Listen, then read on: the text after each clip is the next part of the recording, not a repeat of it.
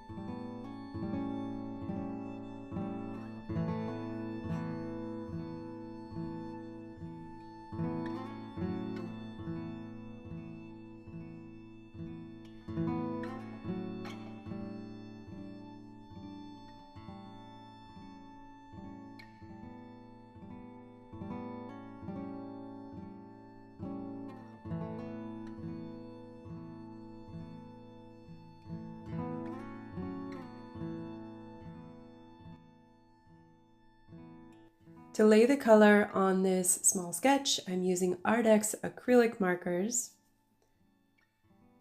A little bit about these markers. The opacity is pretty great. The lighter colors obviously need a few coats if that's what you're looking for. I have purchased the 48 and the 90 count marker packages. They come in 36, 48, 60, and 90, I believe. I was really pleasantly surprised at the diversity, the variation that came with upgrading to the 90.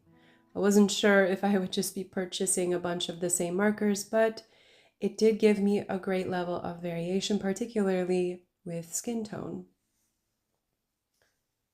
However, the 48 is really just as good if you're looking to save money.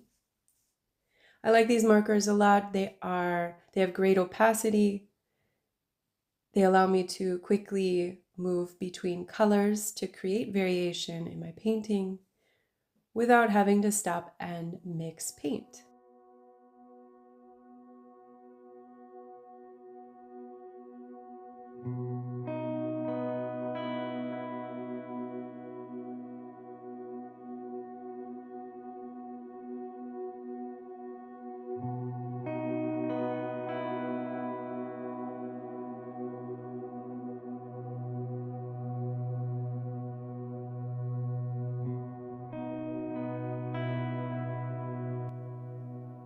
Over the last year, I have recommitted myself to getting back to the drawing table. I don't know about you, but life takes me away from the things that I love doing the most. And all it takes is a commitment, the recommencement of a practice to do it every day, and I did. And it's been amazing. I came back to my art practice with a very open mind and a desire to learn more art structure, values, shape, design, composition was a big one, and values. And watching my art get better has been absolutely the best part. I don't have to tell you, if you're an artist and you're still here, obviously you are a creator. But it always seems to inspire us again to watch the videos, learn the things, study theory, but put art supplies in your hands and put it on paper. Practice is key. Something really interesting happened this year. I had the opportunity to look deeper at myself, my motivation, my style. As I began to study the basics, the foundations, the structure of art, I also began to realize that my style was lacking in originality. And this came to me through a pretty painful internal process.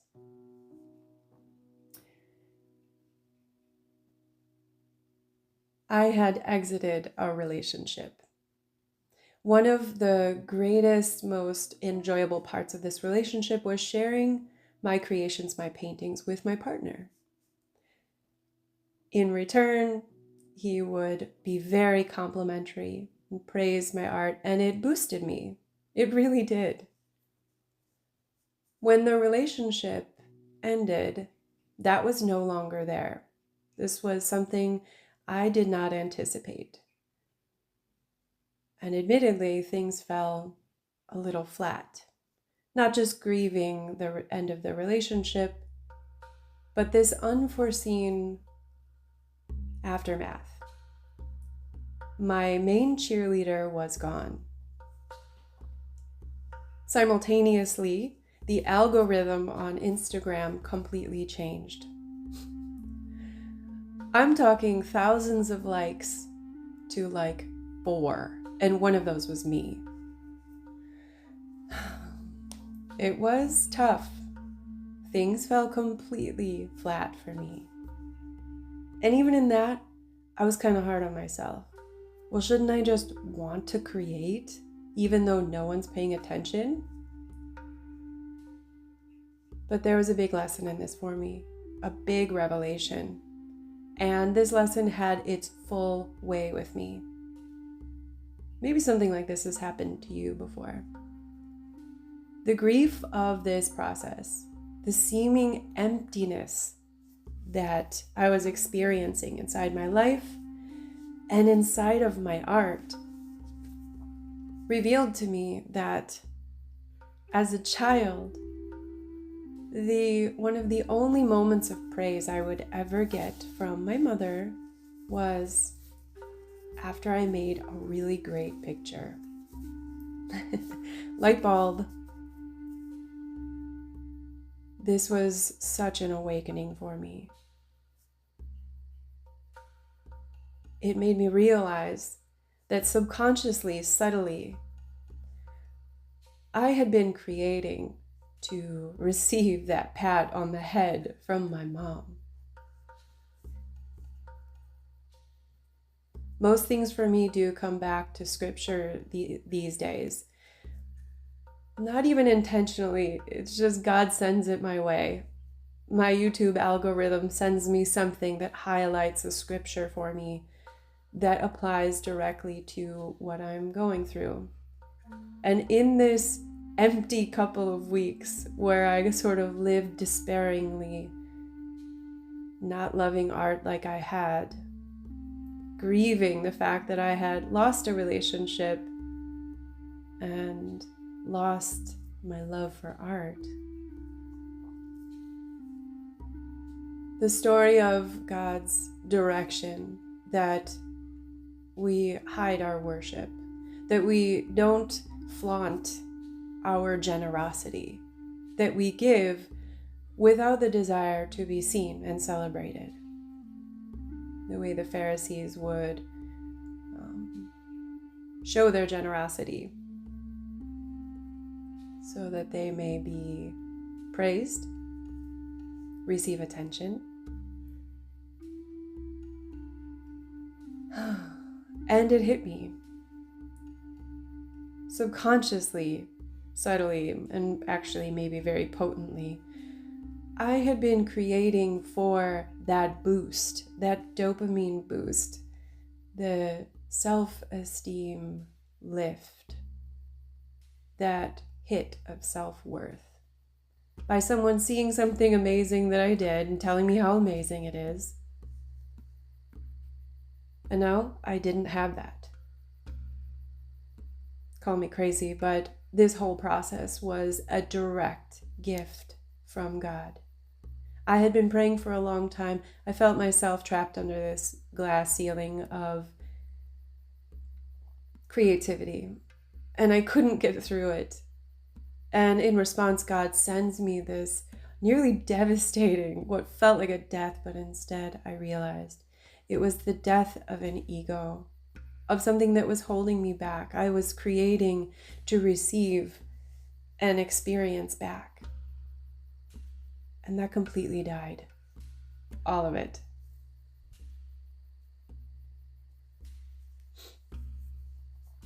Instead, I came home to the desire to create for beauty, to put something beautiful together that someone can look at and appreciate.